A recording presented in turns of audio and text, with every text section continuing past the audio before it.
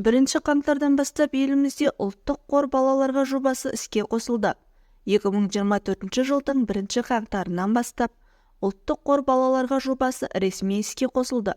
Алдын ала мәлімет бойынша жоба алғашқы жылдың өзінде 7 миллионнан астам баланы қамтиды. Ұлттық қорды басқару ұлттық банктің құзырындағы шаруа болғанымен, ұлттық балаларға жобасының үйлестірушісі Қаржы министрлігі, ал оператор бірыңғай жинақтаушы зейнетақы қоры. Әділет министрлігінің базасындағы дерек негізінде 2024 жылдың 1 қаңтарындағы жағдай бойынша 18-ге толмаған балалардың тізімі жасалды.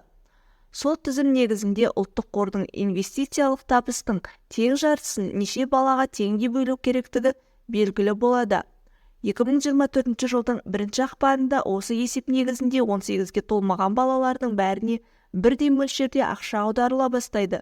18 жасқа толған соң бала ұлттық қордан түскен төлемді тұрғын үй сатып алуға, білім алуға, оның ішінде шетелде білім алу мүмкіндігіне жұмсай алады.